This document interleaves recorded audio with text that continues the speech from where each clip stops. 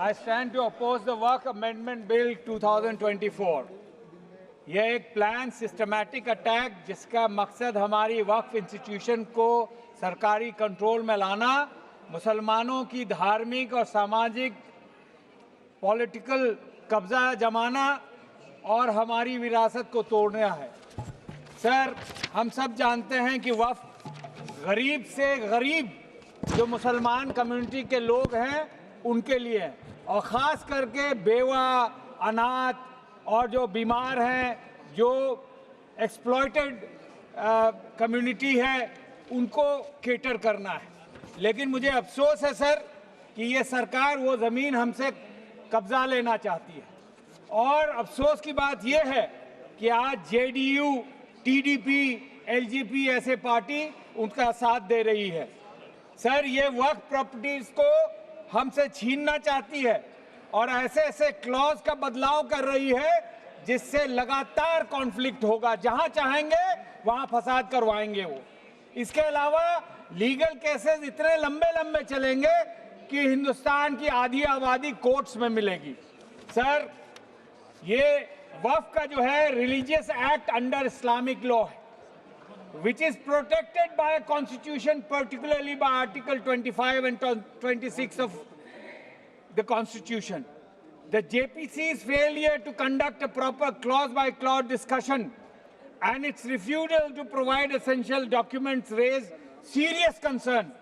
मैं आपसे रिक्वेस्ट करना चाहता हूं कि इस बिल को स्क्रैप कर दिया जाए और फिर से अगर सही नीयत है इसको सुधार करने की तो इस पे विचार सब मुसलमान साथियों से लें। ये जीपीसी एक मौकरी था सर। 25 मीटिंग्स हुई जिसमें से लगभग 300 ऑर्गेनाइजेशन और 3000 लोगों को बुलाया गया। 120 घंटे की चर्चा हुई। अगर आप लोगों में बांटे तो 10 से 15 सेकंड मिला। बहुत लोगों को बुलाया गया जिससे बात तक नहीं हो पाई।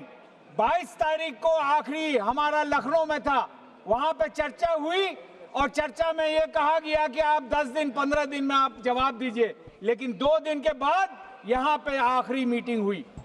क्लॉज बाय क्लॉज हमें चर्चा करनी थी, लेकिन क्लॉज बाय क्लॉज चर्चा नहीं हुआ।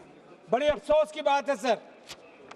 गवर्नमेंट जो है वो चाहती है किसी तरह, जब से आई है मुसलमानों को टारगेट कर रही है, चाहे सीएए कानून हो, चाहे ongoing attack places of work act 1991 के खिलाफ हो, ट्रिपल तलाक हो, मौलाना आजाद नेशनल फेलोशिप को डिसकंटिन्यू किया हो, नया उड़ान स्कीम को डिसकंटिन्यू किया हो, मैट्रिक प्री मैट्रिक स्कॉलरशिप को 72% से घटा दिया हो, schemes of providing modern education को डिसकंटिन्यू कर दिया हो। एएमयू किशनगंज जो 15-12 साल से हम लोग लड़ रहे हैं, कई मर्तबा नीतीश जी को, कई मर्तबा यहाँ के एजुकेशन मिनिस्टर को, एजुकेशन सेक्रेटरी को, फाइनेंस मिनिस्टर को, माइनॉरिटी मिनिस्टर को, प्रधानमंत्री को, जितने अफसरान हैं सबको मिला, लेकिन आज तक फंड नहीं मिला।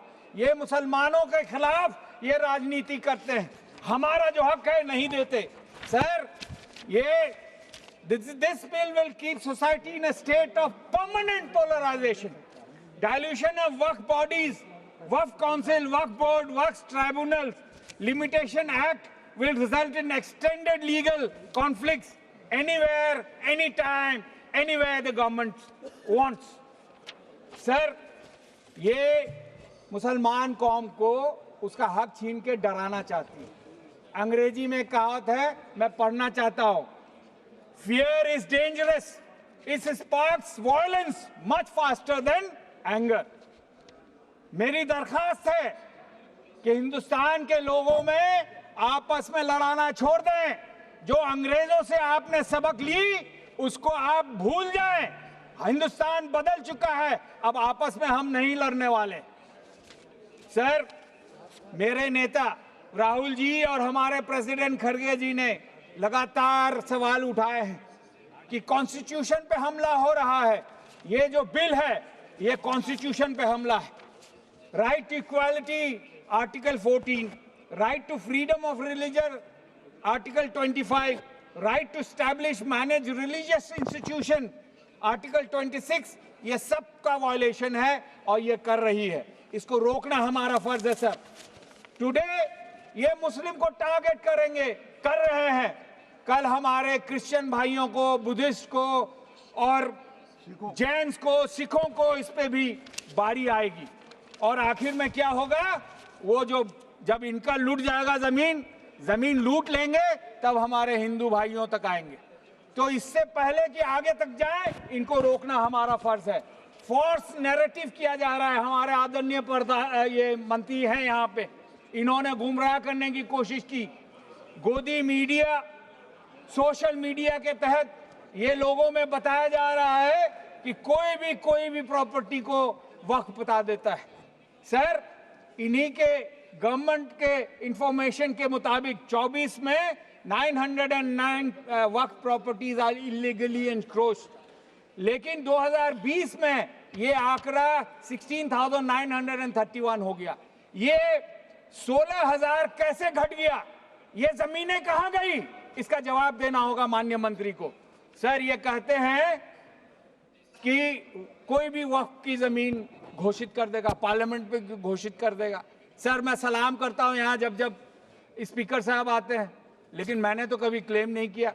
इसमें लिखा हुआ है to declare a waqf property, survey by survey commissioner is important, is an must, and most of the cases में सर्वे कमिश्नर नॉन मुस्लिम होता है। उसके बाद क्या होता है, रिव्यू बाय वक्फ बोर्ड, उसके बाद फिर gazette notification by the government. पिछले 10-11 सालों में 75% गवर्नमेंट जो है हिंदुस्तान में वो बीजेपी या उसके अलायंस के हैं।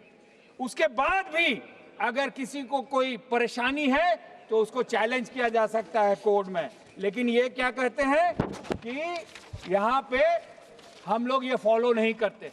तो कौन जिम्मेवार है? अगर फॉलो नहीं करते वो खुद जिम्मेदार है। मिनिस्टर साहब ने 2 लाइन की कविता पढ़ी, मैंने ठीक से सुना ने हवा का रुख के बारे में कहा। मैं सर ये कहना चाहता हूं कि मैं आज जद पे अगर हूं तो खुशगुमान ना हो, चिराग सबके बुझेंगे, हवा किसी की नहीं। ये मैं यकीन दिलाना चाहता हूं इनको कि आज अगर हवा इनके साथ है तो कल इसके खिलाफ भी होगा। सर, मुझे अफसोस है कि आदरणीय होम मंत्री यहाँ पे जो तकरीर कर रहे थे, जो उसमें जो घमंड उनसे दिख रहा था, वो भूल जाते हैं कि जो आज साहिब मसनद है वो कल ना होंगे, और वो कल जल्द ही आने वाला है जो उनकी मसनद छिन जाएगी उनसे। सर, मिनिस्टर साहब ने आज सुबह ही कहा था कि विमेन रिप्रेजेंटेशन देंगे। ये 1995 के बिल में है, और मैंने इंटरनेट में देखा कि सेंट्रल वक्फ काउंसिल में 2 लेडी मेंबर्स हैं, दराक्षान अंद्राबी, मुनव्वरी बेगम। फिर यूपी सुन्नी वक्फ बोर्ड में हमने देखा, वहां भी मिसेस साहिबा अहमद थी और तबस्सुम खान साहिबा थी। सर, जो मोस्ट डेंजरस है, और इससे इसकी साफ नियत पता चलती है, सीईओ को लेके। अब इनका मंशा है कि सीईओ नॉन मुस्लिम होगा। Clause 14 section 220A, chairman of work board under section 220A of the Work Act 90 through a vote non-confidence ensures the democratic process। उसको हटाया जा सकता था, लेकिन वो हटाने का प्रोविजन अब हटा दिया। Clause 15 section 23, CEO against appointed by the government. और आप देखेंगे sir, UP Kashi Vishwanath temple act, Tamil Nadu Hindu religious charitable endowment, Orissa Hindu religious endowment, ये जितने हैं, इसका जो भी मेंबर होगा, जो भी सीईओ होगा, वो हिंदू समाज से होगा। तो हमसे क्यों भेदभाव किया जा रहा है? और सबसे खतरनाक ये है सर, क्लॉज नंबर 38 सेक्शन 100, इसमें है नो सूट और legal proceeding shall be against board और सीईओ। इसका मतलब यह है कि आप गड़बड़ी कीजिए, आपको कोई नहीं हटा सकता, आपका लीगल प्रोटेक्शन है। तो आप समझ सकते हैं क्या होगा सर। क्लॉज 26 सेक्शन 52A में पनिशमेंट जो था एनक्रोचर्स के लिए, Please conclude. Sir I have got only 8 minutes, sir I have another 3 minutes, 4 minutes, sir 2 minute. Sir punishment था नॉन वेलेबल रिग्रेस इम्प्रिजनमेंट, अब क्या कर दिया, प्लेन इम्प्रिजनमेंट एंड सजा अप टू 2 years। आप जानते हैं कि अगर सजा 2 साल से 3 साल से कम हो तो बेलेबल है, उसी वक्त निकल जाता है। तो आदरणीय जो होम मिनिस्टर साहब कहते हैं कि प्रोटेक्शन देंगे, तो प्रोटेक्शन एनक्रोचेस, सर मेरा 2 मिनट और दीजिए सर। Already spoke 11 minutes.